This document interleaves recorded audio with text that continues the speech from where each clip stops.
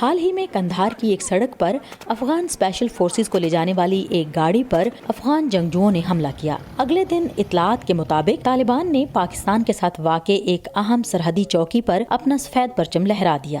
یہ ویڈیو طالبان کے ایک ترجمان کی جانب سے سامنے آئی ہے اور وائس آف امریکہ غیر جانبدار طور پر اس کے مواد کی تصدیق نہیں کر سکا، لیکن اس میں سرحد پر بغیر نام بتائے طالبان کے ایک جنگجو کو دکھایا گیا ہے جو کہہ رہا ہے کہ اس کے گروپ نے افغان سیکیورٹی فورسز اور مقامی کاروباروں کی حفاظت کا وعدہ کیا ہے۔ لیکن بہت سے افغان طالبان کو اپنی طرز زندگی کے لیے خطرہ سمجھتے ہیں۔ مدینہ سادات شہری حقوقی کارکن اور 2 بچوں کی والدہ ہیں۔ وہ کابل میں رہتی ہیں اور کہتی ہیں کہ افغانستان کا مزاج بدل رہا ہے۔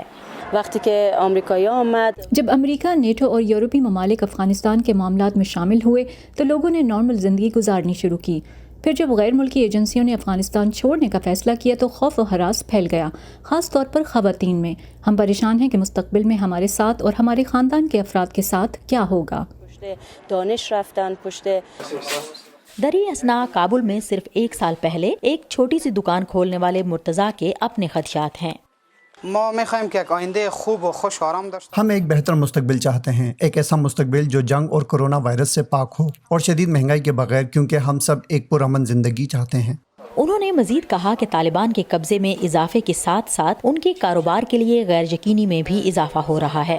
میں یہ ضرور کہوں گا کہ میں بہت پریشان ہوں۔ ہو سکتا ہے کہ میرے مسائل میں کئی گنا اضافہ ہو جائے اور ہو سکتا ہے کہ میں اپنے خاندان کی کفالت نہ کر پاؤں۔ ہمارا سب سے بڑا خوف یہ ہے کہ اگر طالبان کابل میں داخل ہو جاتے ہیں تو وہ لوگوں کے ذہنوں میں اتنا زیادہ خوف اور دہشت پیدا کریں گے کہ وہ اپنے گھر چھوڑ جانے پر مجبور ہو جائیں گے۔ مرتضیٰ کا کہنا ہے کہ عالمی برادری کو طالبان پر اس بارے میں مزید دباؤ ڈالنا چاہیے کہ وہ افغان حکومت کے ساتھ امن کے عمل میں شامل ہو۔ مدینہ سادات کو نہیں لگتا کہ ایسا ہوگا۔ طالبان ویسے ہی ہیں جیسے وہ 20 سال پہلے تھے، ان کے نظریات بھی پہلے کی طرح ہیں۔ طالبان کی حکمرانی کے تحت زندگی خصوصاً خواتین کے لیے اسی طرح ہے جیسے آپ پنجرے میں بند ہوں۔ دنیا بھر کی ماؤں کی طرح میں بھی اپنے بچوں کے لیے بہترین زندگی چاہتی ہوں، ایک بہتر اور روشن مستقبل، لیکن طالبان کی واپسی کی صورت میں مجھے اپنے بچوں کے لیے ایسا ہوتا نظر نہیں آتا۔ مجھے خدشہ ہے کہ ان کے بنیادی حقوق پامال ہوں گے۔ میں اپنے بیٹے کے لیے بھی پریشان ہوں، لیکن اس سے کہیں زیادہ مجھے اپنی بیٹی کی فکر ہے۔ بائیڈن انتظامیہ نے افغان حکومت کے لیے مالی امداد جاری رکھنے کا عزم ظاہر کیا ہے، لیکن وہ لوگ جو طالبان کی حکمرانی کے دور کی یادوں کے ساتھ زندگی گزار رہے ہیں انہیں تشویش ہے کہ شاید یہ عزم کافی نہیں ہوگا۔